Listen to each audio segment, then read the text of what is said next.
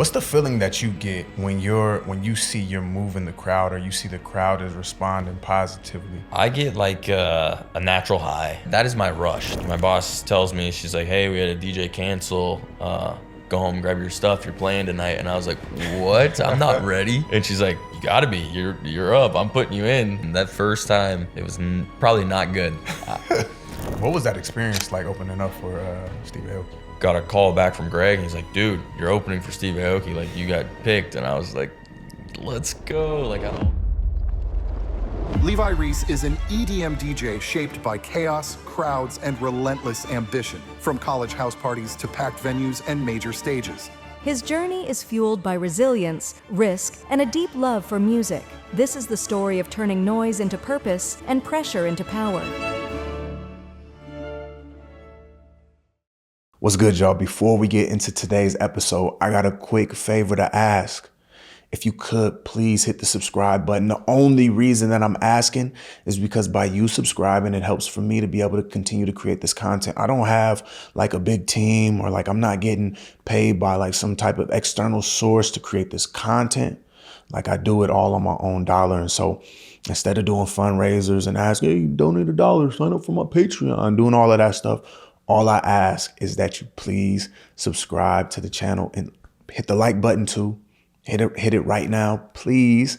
And just leave a comment, like leave something, because what that does is it shows the algorithm that this content is worth putting out there. That's the free thing that I ask for you, to just support the show and what we're creating here on the Clean Your Room show. So please subscribe, please like, and please leave a comment. And let's get into today's episode. Yeah, so my name is Levi Ries, also known as RedLocks. I'm an open format DJ. I specialize in EDM DJing. That's like my main, like if I could take off, that's where I would go. Keep going, yeah. I mean, yeah, if that's what you do, who you are, man, this your chance to gas yourself up, brother. Okay, yeah. I gas you up real quick. You just threw one of the biggest venues, or one of the biggest events of 2025 recently with the Halloween party over at the Royal Grove. You said it was talking off camera. How many people showed up to that? Yeah, we hit max capacity, just about 2,000 people. So yeah, it was insane. Probably the biggest 18 plus party Nebraska's ever seen, honestly. That's crazy. How was that feeling for you, being able to throw something like that? It was amazing, and I couldn't do it myself. Greg and Violet, owners of the Royal Grove, they helped me out a lot with that. We all promoted, we all did that.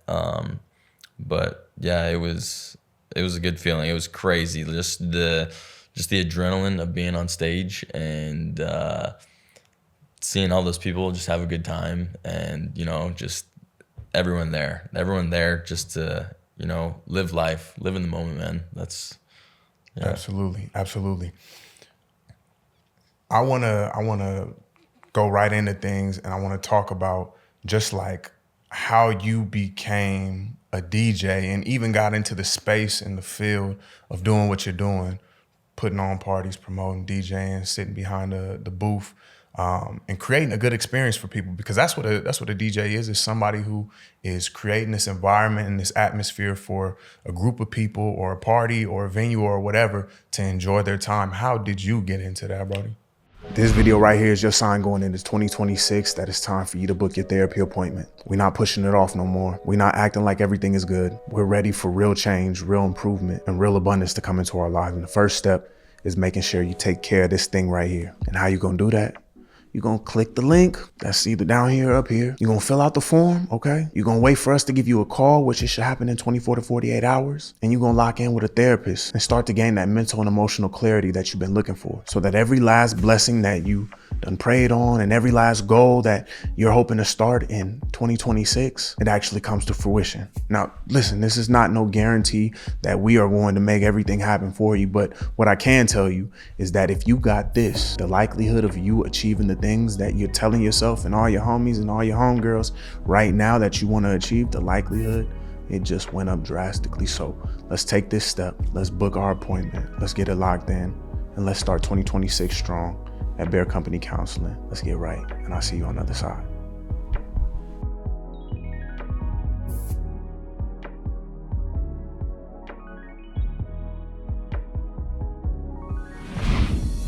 How I got into that was honestly going to college. I went to college. I was going for business administration. Didn't really, I don't know. I didn't have a vision of where I wanted to go after.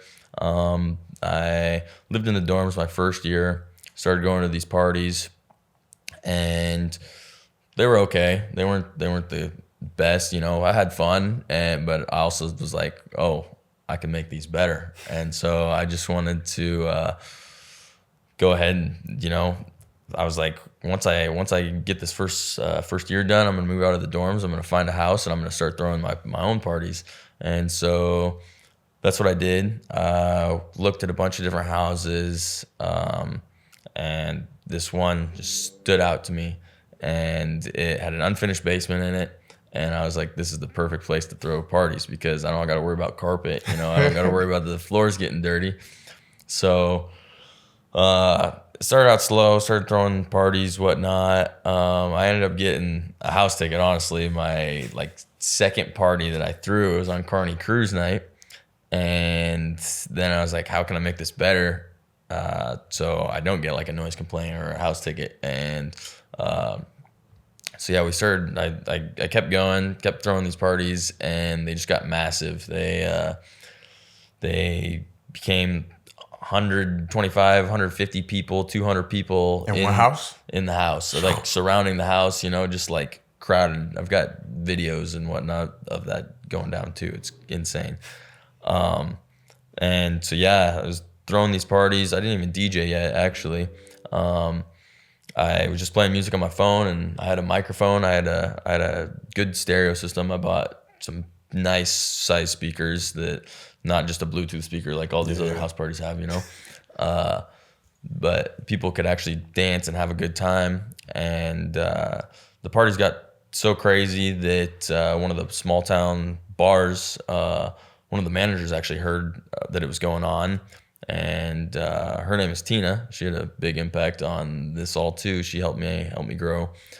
But I went to eat at Cunningham's, and she came up to us. I had no idea who she was. She came up to us, me and my friends that were sitting down. She's like, "Hey, so I heard you throw some house parties," and I'm like, "What?" You know, like, no. I got kind of scared. You know, I'm like, "Oh, this is not good. I'm gonna get in trouble or something." You know, and so she's like, "Oh, okay." She kept kind of talking to us, and she brought it up again. She's like, "Are you sure you don't throw house parties?" And I was like, "Okay, yeah, like you obviously know something, so yeah, what's good?" And she's like, "Well, I hear about them, and they seem crazy, and I kind of was wondering if you'd want to help us with the bar upstairs, called the Loft."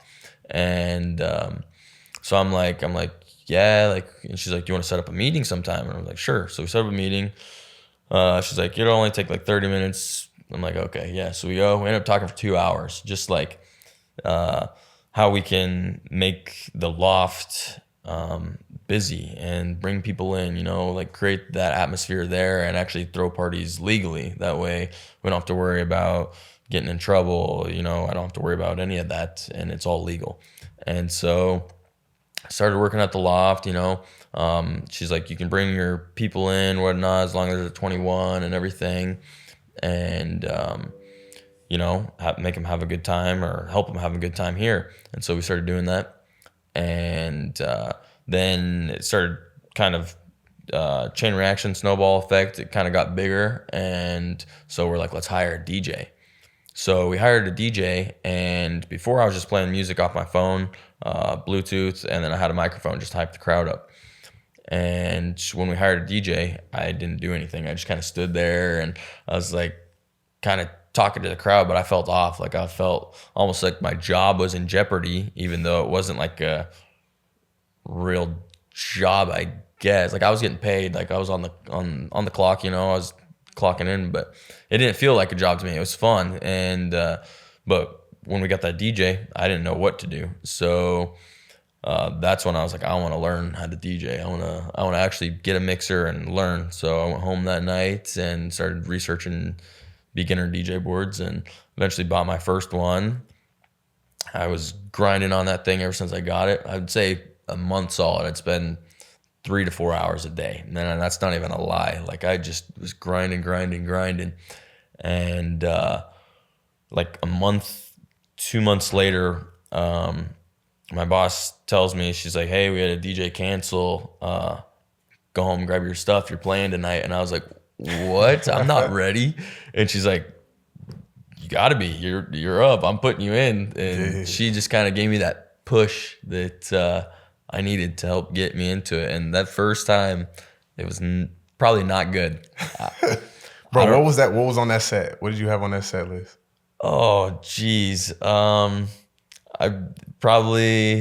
don't even know. Definitely Hotel Room Service by Pitbull. That one always gets the crowd going. Party in the USA by Miley Cyrus probably. I don't even know. That was 2 years ago. Honestly, like that, I remember setting my stuff up. I was really nervous. I was nervous throughout the whole night, and then bam, it was the end. Like it was just done. Like it was like almost like I blacked out just because it was like so much adrenaline. Like I was nervous. Like I was scared. Like what are people gonna think? You know. And but I got through it, and then I just kept doing it, and eventually,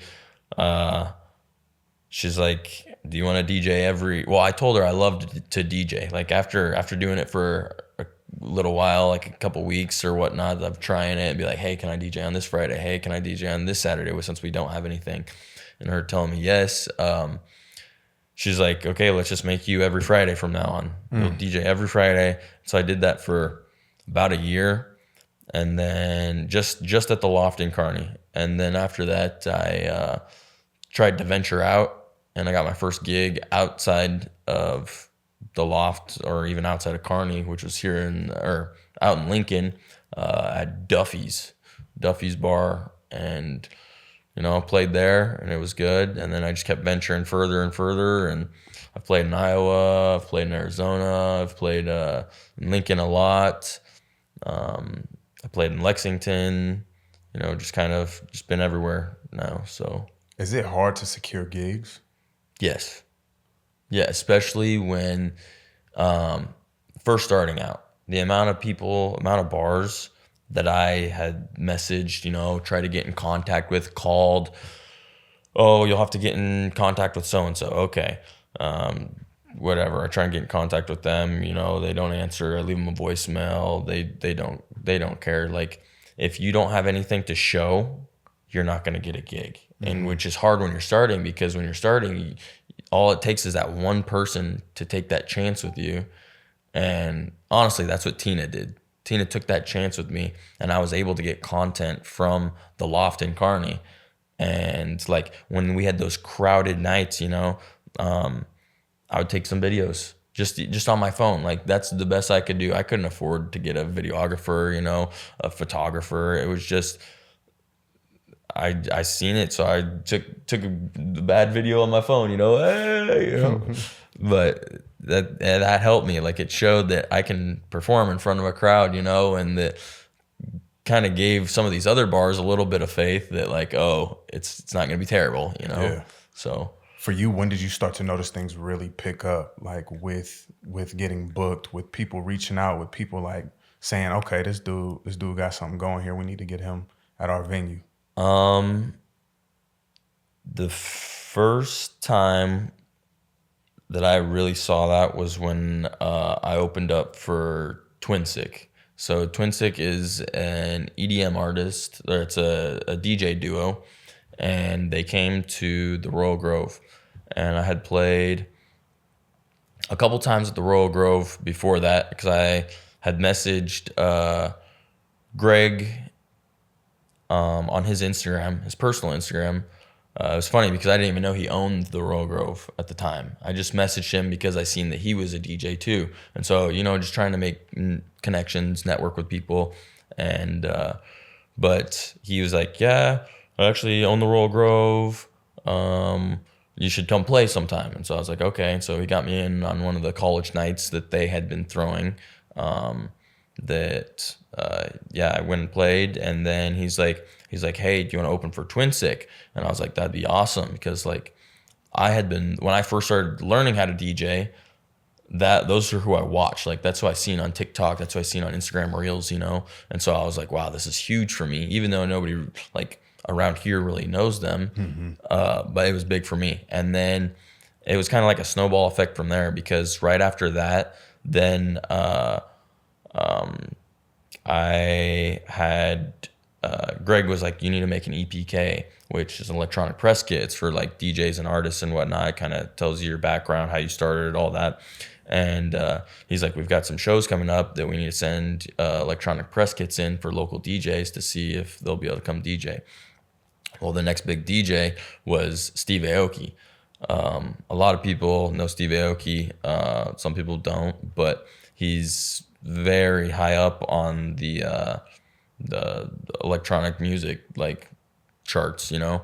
And I got a call back from Greg, and he's like, dude, you're opening for Steve Aoki, like you got picked. And I was like, let's go. Like, out of all the people in Nebraska, I mean, there's not a lot of DJs in Nebraska, but the surrounding states, even, like, there was, I guess, a lot of people that you know, tried or like had asked and put their electronic press kits in, and out of like the 6 people, I was chosen one of them. So that was like the snowball effect to like, this is really it. Like, I need to, like, I can keep going, you know, like, so. Absolutely. What was that experience like, opening up for Steve Aoki?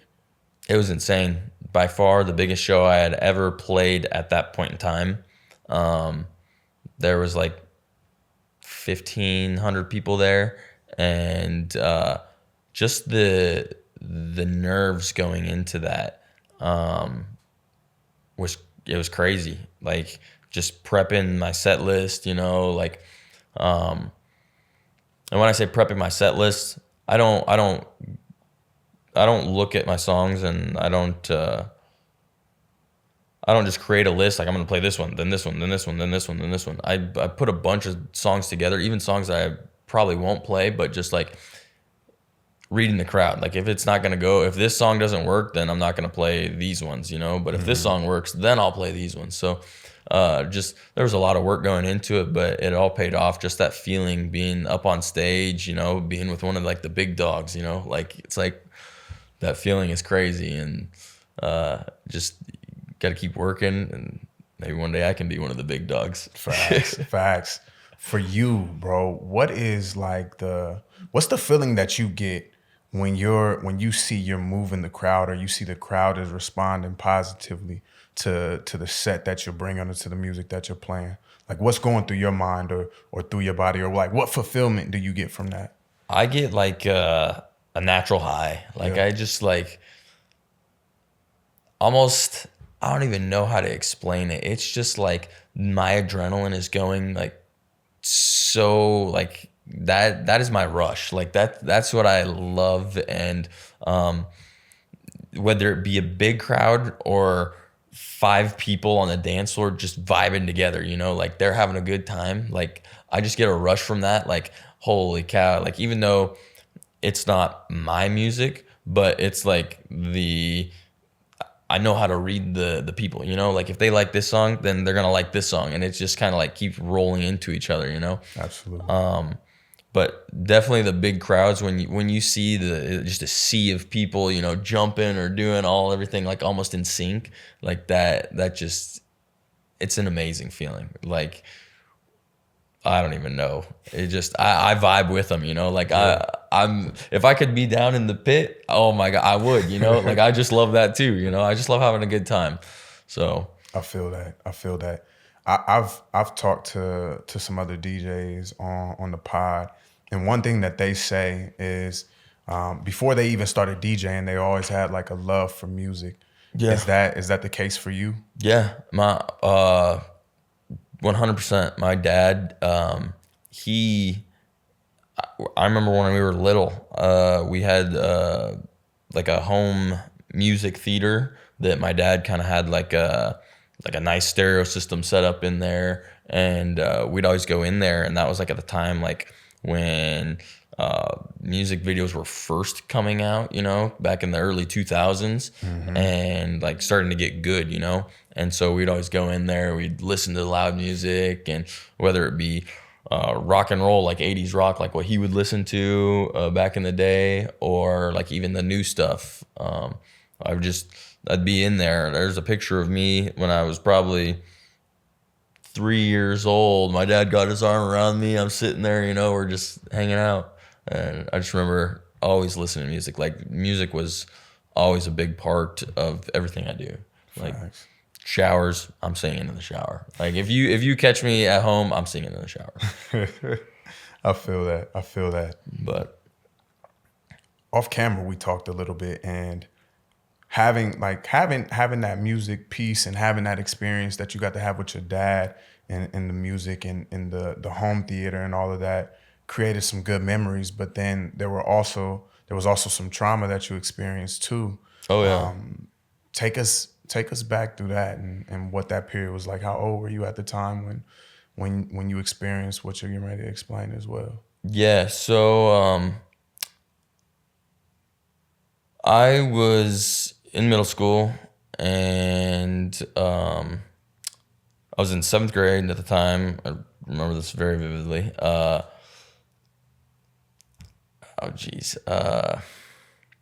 My parents, so they got a divorce, and that had a huge impact on my life. I was just, middle school is like where they first start doing like grades and whatnot. You get like A's, B's, C's. Like that was like first start. Well, I had good grades up until that divorce, and I'm not blaming it on the divorce, but I'm not blaming it on the divorce. There, like, that definitely had an impact, and it brought my focus off of school.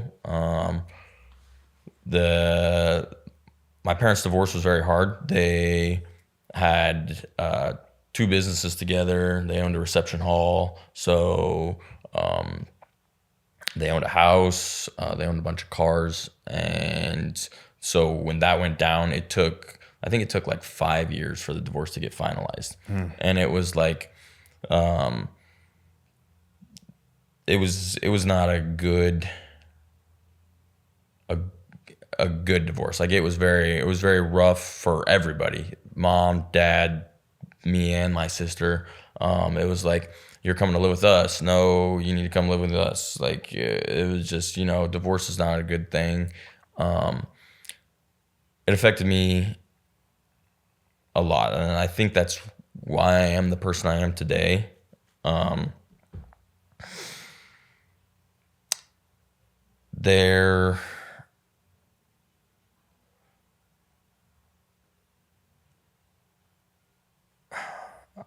don't even know how to say this. Take your time.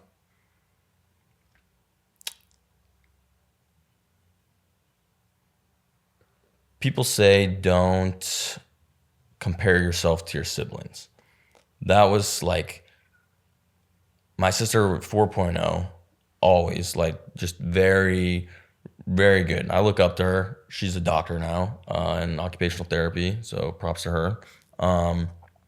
But it was always, I needed to be more like her, and I could never achieve that in like the school way. Like I struggled with school. I almost didn't graduate from high school. Like, failed a lot of classes. I didn't want to go. Like, that was just not on my mind. Like, so it was just kind of hard. Because she was doing so good, and like I give props to her. She's great. Love my sister. No harm feelings about her. But just at the time, it was very difficult for me. I struggled with that, and yeah, it was just I don't even know. I'm kind of at a loss for words. When the divorce happened, bro. Was it? I know as a kid, we're just kind of oblivious to things. You know what I'm saying? Like, life just seems like it's going good, and then all of a sudden, boom, fuck, what? That's exactly what happened.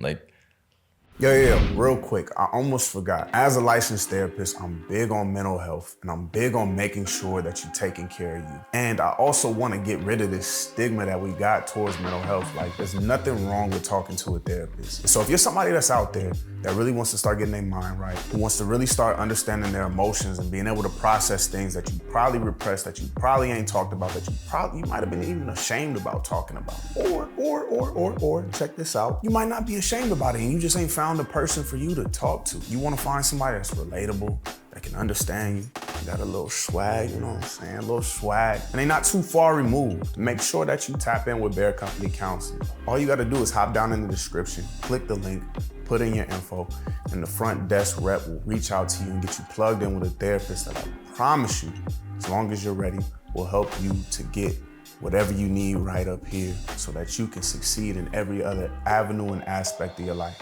Tap in with a therapist today at Bear Company Counseling. Now, you can get back to the video for real. I promise I won't hop back in again.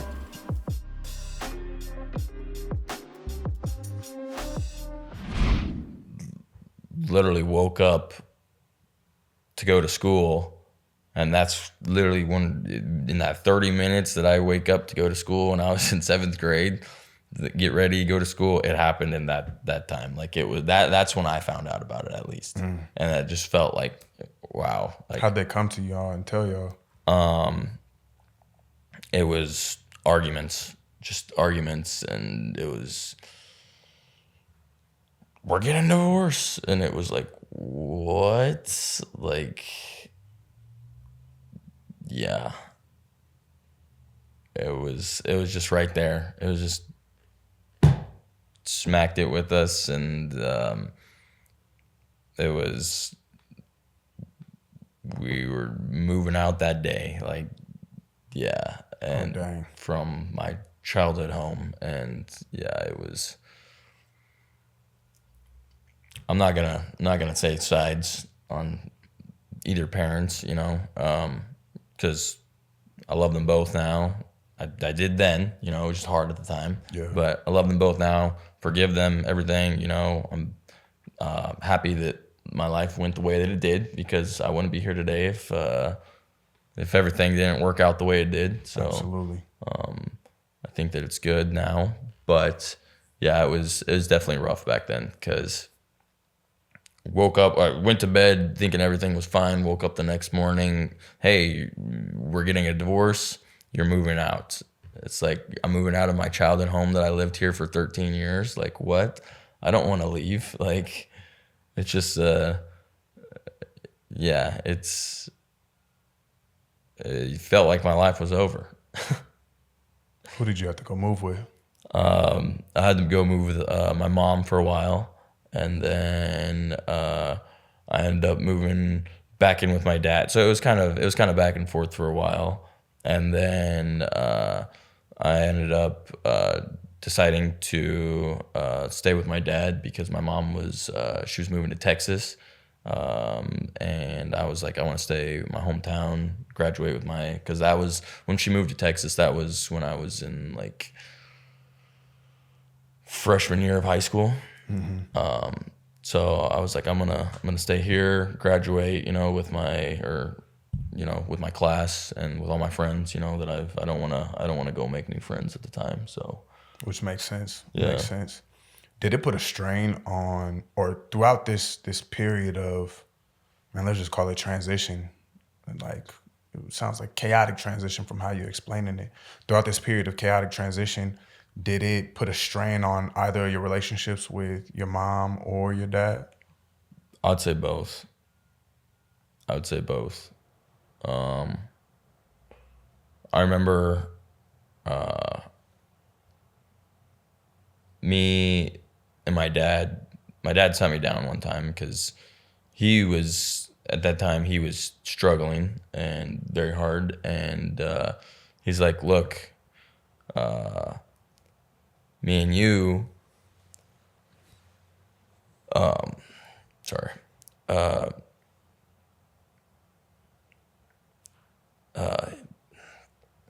he goes, me and you, no matter what happens, we're gonna make it through this, and we're not gonna harm ourselves. Like, because he was struggling very hard. And so me and him made a pact, and because we're not gonna commit suicide, and that's what he sat me down, and I remember that 100%. And yeah. How old were you at that time? I was probably, it was 7th grade. It was right, 7th grade summer. So probably like 12 or 13 at the time. So, and to this day, we're still both here. So I hear that. Man, I know during that time that had to be hard. Was the idea of harming yourself like something that you thought about? It was there. Yeah, it was. You know, you don't know what's going on. Everyone says, "Oh, it's not your fault. It's not your fault." Like, there's always that thought, like, well, what could I have done better to make them not get a divorce? You know what I mean? Like, stuff like that. And it's just like, oh, this would be a lot easier if, you know, I just didn't have to deal with it, you know? And, but you just got to get through those hard times. There's, you know, everyone's going to have them, whether some are harder than others and some, you know, aren't. But there's going to be times where it's like, it could be easier, but, you know, you just got to keep going. And it does get easier. Like, my life is good now. Like, I love life. I love everything about life, you know? And sometimes you just take that for granted, I guess. Mm-hmm. But, you know, you just got to keep going, keep pushing, because it gets easier, it gets better. I think that's one of the lessons that we're able to reflect on after we go through shit. You know what I'm saying? Like, you just got to make it through it. Oh, definitely. You know? Definitely, 100%. But as you're going through it, especially if you're new to going through something, like, that message makes absolutely no sense. Yep. Like, get through it. This shit don't ever seem like it's going to be through. Like, yeah. And so I'm curious for you, like, at that time, did you have the mindset or the feeling like this feeling or this thing is never gonna end? Yeah, it felt like it was like you look in a tunnel, but you don't see a light. It's just dark, like, and it's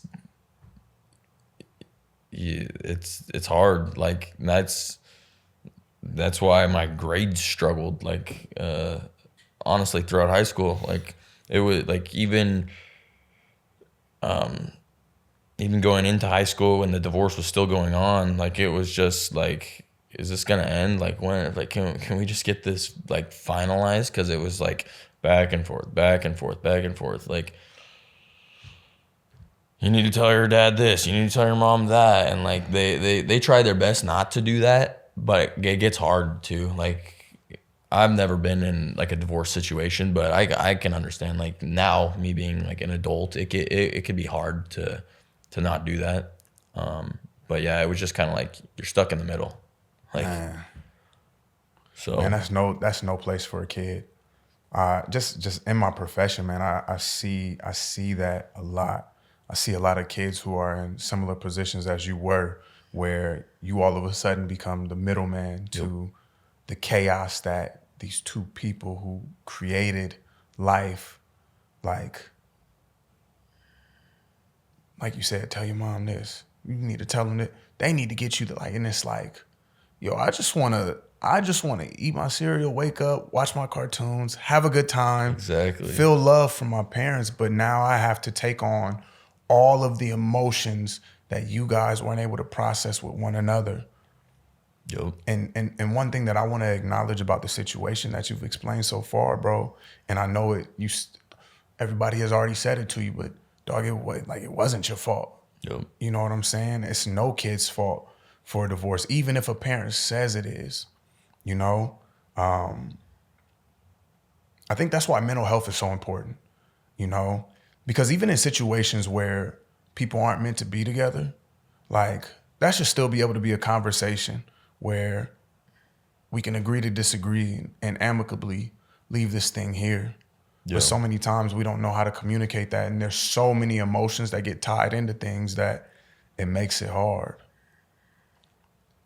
Growing up for you and your sister, was there some resentment that was built up because of that image of her? And it's like, and again, you mentioned, you gave the disclosure, like you love your sister and there's no hate and there's no shade there. But I wanna dive into that experience of like, she's 4.0, she's doctor bound. I'm fucking up in school. Yeah. Like, was there any resentment towards her of like? Not towards her. Like when the divorce happened, it kind of like she went with my mom, I went with my dad. So it was kind of like we split up. And I didn't have any resentment towards her. It was just like I can never be as good as her. Like it was just like that feeling. Like I didn't have any hate. I didn't like, even during then I wasn't mad at her. I wasn't anything. It was like she's doing very good. Like I can't even get to that. Like I can barely get a C in this class. You know, I've got a D. You know, most of my classes I was probably all D's like throughout high school. Most of my classes, like I was lucky if I got a C. So it was just kind of hard, you know, seeing her. Like parents always like, yeah, good job, you know, like you're doing this, so you got this great scholarship, you know, to go to college. And I didn't get any scholarships, but I am graduating in a week from college. Let's go. So let's go. I took 2 years off from after high school, started in the workforce, and then realized that was not for me. And I was working at a factory and 12-hour days, and it was not good. So I went to college, and I'm graduating with business administration degree, emphasis in management. So. That's beautiful. That's beautiful. I feel that. But so it wasn't as much hate towards her, but it was more internal hatred towards yourself. Yeah. Yeah, it was like I can never be good enough. That was the feeling. What did that look like for you in high school, outside of school? Like what types of things did that lead you to? What types of circles, groups, activities, all of that?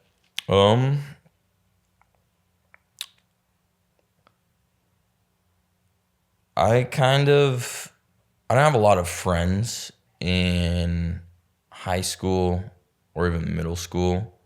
I would almost say isolated myself from friends, and just because like the divorce is going on, like you know, kids that age, like when you're in middle school, they're kind of like mean, like, oh, your parents are getting a divorce, you know, like that. And so it was just like, okay, I don't really want to talk to anybody. But I did make a couple, like I did have some really good friends. Like the friends I did have, they were like really good, and they helped me through, you know, that stuff. And one of my friends that I met my freshman year of high school, his name's Andrew. I'm still friends with him today. And me and him hung out all the time. We'd go, his grandpa had a farm, and his grandpa would always let us drive the tractors from the house to the farm, you know, so we hung out. We didn't get into too much trouble. The most trouble we'd probably get in was racing, you know, street racing, is, you know, not anything serious. We didn't have any fast cars, but, you know, we were just boys at that age, you know, teenage boys. But yeah, I tried, like, I knew that I could go down the wrong path. Like I knew, but I didn't want that, because I don't know, I felt like I didn't want to get any worse. Like I knew that I wanted to, I guess, the best way to put this was I didn't necessarily have the greatest role models, but I seen people who I didn't want to be like. And that was my biggest push. Like that's like, I was like, I don't want to be like them. I don't want to be like them. I want to be better. Like I want to have financial freedom, I guess. And that financial freedom became a big part of my life, probably a couple years ago, when I was scraping by, couldn't afford rent, couldn't afford almost food. It was just like, I want more in life. Like I want to be able to do what I want to do when I want to do it and not have to worry about money. Obviously in like a responsible way. Like I'm not just going to go blow it all. Yeah. Yeah. But, so I definitely could have gotten the wrong crowd, but I just seen who I didn't want to be like. And I think that scared me enough. Yeah. What were some of the examples of people you didn't want to be like? Like what were they doing? I seen kids in my class. They would get pulled out of school. They'd have to go to Boys Town, and it just like they were always getting in trouble. And I think both my parents raised me, like before the divorce, I feel like both my parents raised me well enough to be respectful to people, not to steal. Because like, how would you like it if someone, like if you worked hard for something and someone stole something from you, how would you feel, Like, so I think like some of those morals that I just had built into me, they helped me. And I just seen kids always getting in trouble, I seen people steal from Walmart and get caught, and it's not even like that. It's not like they're stealing food. They're like stealing like because they need it. They're stealing like toys or dumb stuff, and they're just getting in trouble for that. And it was like, I don't want to be like that. I want to be able to build. I want to have something when I'm older. I don't want to just be locked up all the time. Absolutely. I guess that brings another thing. When I went to jail. Oh, okay. Hold up. How we get? He said I went to jail. How we get there? That's another reason why I stopped throwing house parties. Okay. So this is college time then. Yeah, this was college time. That was probably my biggest wake up call. This was before I started DJing. This was like right in that transition period. I was throwing these house parties. They were probably at like their peak. Like most people ever had. Like everybody knows about them. Like this is the place to go Friday and Saturday. Mm-hmm. And there's one time, not gonna name names, but this dude came into the house, had no idea who he was. I asked if he knew anybody, and he was like, "No, I don't know anybody." And I was like, "Red flag." Yeah. Yeah. So I was like, "Okay, dude, you gotta go." And he's like, no. Well, then he starts yelling, and he starts yelling at these girls for like, I don't even remember what the reason was. Mm-hmm. And but I'm like, dude, you got to go. And then my other roommates kind of stepped in and they're like, you need to leave. Like, it's, like the more people we have, we can kind of try and not make an issue. You can just leave, get out of here respectfully. There's not going to be any issues. Well, then we start kind of pushing him towards the door, and I'm like in the lead, like in the front, and he goes, "Fine, I'll leave," and he steps towards the door, and then turns around and just cheap shots me, just smacks me, or like hits me across the face. And so everything's already done and settled, so I can tell this story now. But I chase him outside and tackle him in the yard, and he gets up, he starts to leave, he goes to his car, and then he comes back. And like that's not a good flag, because that was my thought. Well, he starts coming back, and I was inside, and I seen him outside like walking back. So I go out the garage door, and I said, "Don't ever effing cheap shot me." And I dropped him, just one hit across the face, knocked him out cold, right? And when he fell, he landed on his elbow, snapped his elbow backwards. Ooh. Well, he was a player on the UNK basketball team, so he was. I think he was a starter. I'm not for sure, but not no more. Exactly. Yep. Exactly. And so it like he went to school. I guess he had to go to the ER first. He went to the ER like that night and whatnot, and they put his arm in a cast or a sling or something. And then I never seen him after this. And he had to get stitches in his face because where I hit him. And so, like a week went by, and then I got a call from like a detective or something, and they're like, "Hey, we need to talk to you." I'm like, "Okay." So went and talked to him. They asked a bunch of questions, and they were like, "Okay, you're good to go." And I'm like, "Okay, there's no issues then." Like, well, long story short, I go on a cruise. Me and my buddy Andrew and my dad go on a cruise. When we get back, that pings us at the freaking United States border. It says I had a warrant out for my arrest, and I was in Texas. And luckily, Texas is like a no chase. They have like a no chase law or something. So, anyways, he told me, he's like, "You need to go back to Nebraska and you need to turn yourself in." So I went back. I turned myself in, and it was for first degree felony assault charge.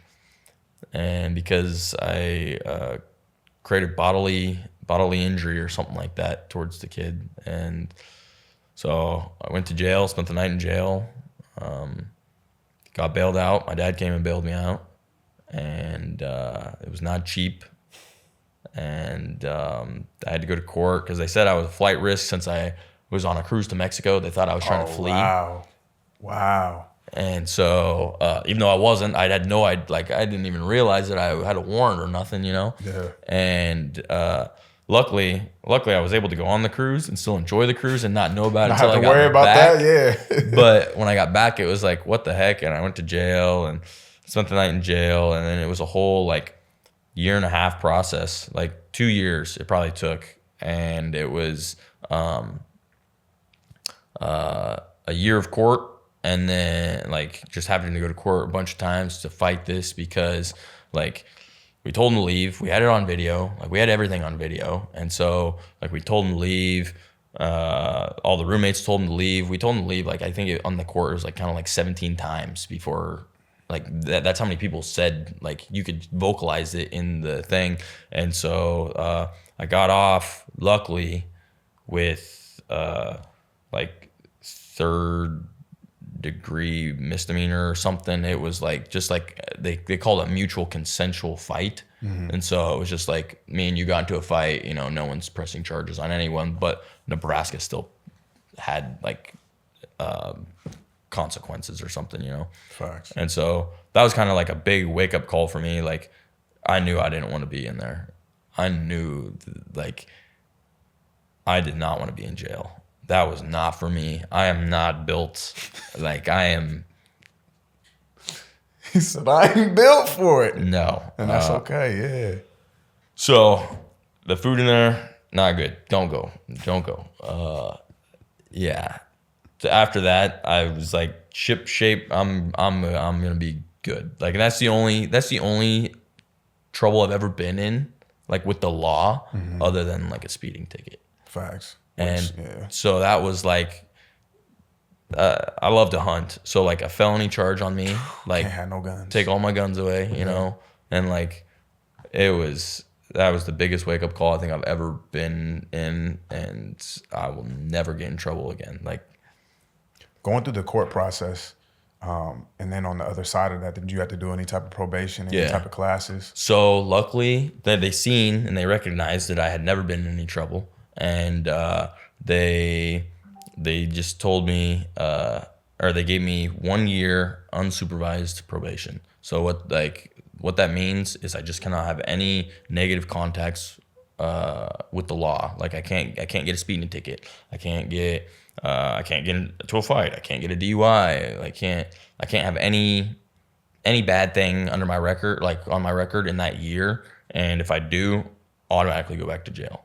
And so I haven't gotten any trouble. I haven't gotten any speeding tickets since then. And that was back in 2022, 2023, So something it's been like a that. couple years. Yeah. Been a couple years. And Facts. so, like, yeah, that just... Bro, when did you start to, let's ask it like this. you've experienced a lot of shit, and that it sounds like that last instance kind of put things into perspective for you. Oh, and yeah. you really had to start like dialing in mentally. Through that process also, were you able to process through a lot of the shit that you had experienced in childhood? And if not then, when were you able to process through like a lot of the stuff that you had been through in your life and kind of make sense of it and like make peace with it, or like understand, acknowledge? You get what I'm saying? Yeah. So with my parents' divorce, it's been like over 10 years. And Mom, if you're watching this, I did kind of hold a grudge for a little bit, but I have forgiven, and family is important, and mistakes happen and stuff like that. So me and my mom have a good connection now. We talked on the phone today, actually, this morning. So, but it took me a while just to like think about everything and process it. Like, it wasn't like a week. Like, it was like years. Like, it was just like, and then, yeah. So it was like, I need to have my family. Family's important to me, no matter what. And then also just going to jail, like that put everything into place. Like, it was just like, you're real life, dude. Like, you're an adult now. Like, you're going to be held accountable for your actions no matter what you do. Like, even if you saw it, or you saw it in your right eyes, but someone else, like, it's not right, like, you're going to pay for those actions. And that was like a huge thing for me. I felt like, I don't really say I would have anger issues, but I would get heated pretty easily. And I feel like ever since that when I went to jail, like when all that happened, like now every time I think about something that like gets me heated, it's just like, it's going to be okay. Like, you're going to forget about this tomorrow. Like, it's not that deep, dude. And it's just kind of, you realize things, and the more you mature, and I've definitely matured a lot in that period of time since then, like when you sit in a cell for 24 hours, no phone, you have a lot of thinking time. I never want to do that again. I feel it. Bro, we're getting close to time. If there's somebody that's watching this that is in a similar place as you, right? Young kid, parents just popped up. Yeah. Your life is changing forever. We no longer about to be together. And now I don't know how to make sense of anything. I don't know how to find value in me. I don't know how to feel love from my parents that are fighting constantly. Or maybe their parents aren't even splitting up and they're just in the middle of this storm that their parents is creating. What are like 3 pieces of advice that you would give them to be able to weather the storm that they're in? So my biggest piece of advice would be, if you are in the middle, you're lost, you don't know what to do, because I was lost. I honestly had no idea what I wanted to do with life. I didn't know. Just find something to distract yourself. And I know that sounds bad, but like, if you have a hobby or an interest in anything, you think it's weird because none of your friends do it, go do it. Just do it. And if you have fun with it, keep going, and it can turn into something. It doesn't matter what it is. Nowadays, there's like, everybody has an interest in something different. And so there's going to be a lot of people that you don't even realize are out there that have the same interest in you. And you'll eventually find those people. It might take a while, but yeah, just keep going. Keep your head up, I know everyone says that, but it gets better. Like, one day you'll blink and you'll be like, holy cow, that was 10 years ago. That was 15 years ago. Like, I thought it was going to last forever in the time when like my parents were getting a divorce and when all that stuff was going down, and I blink now and that's already 10, 12 years ago. So I'd say my biggest piece of advice is just find something you love and just keep doing with that. Like, yeah, it worked for me. And yeah, I guess just keep going. Keep going. Life gets better. Life is great. I love seeing the trees green. I love going outside. If you need a day to clear your head, go for a walk. It's good. Just give yourself time. Time heals. Absolutely. Absolutely.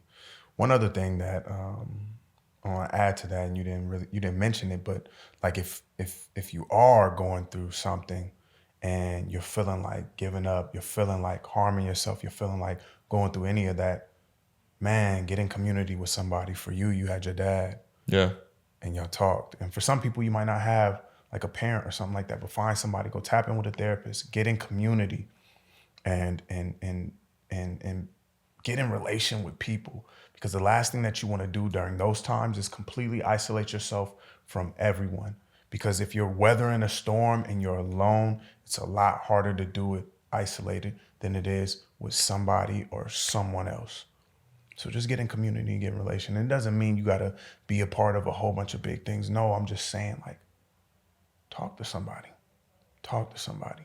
Be real with somebody. Be vulnerable. Let somebody actually see you. And I know that's hard, especially in today's time where we're taught not to really be seen.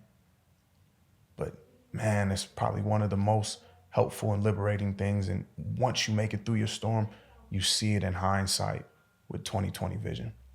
Bro, I appreciate you for opening up about your story, man.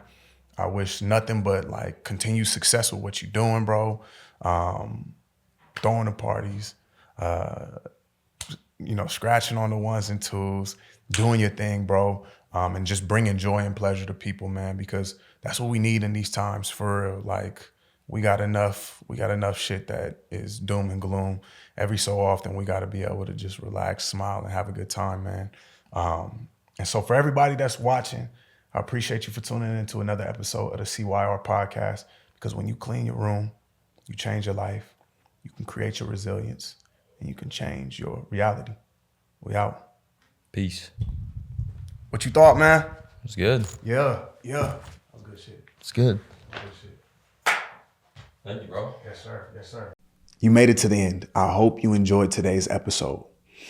If you have a story, though, that you're wanting to get out there and you feel like your life and your testimony could have an impact and really change the lives of hundreds, thousands, millions of people just by them hearing it, I want to give the opportunity to you to be able to be on the show.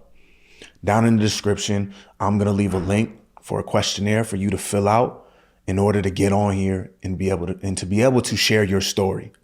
All you got to do, click it, fill it out. If you just put a couple of words on there, it's going to be hard for me to really see if that story is worth putting on here.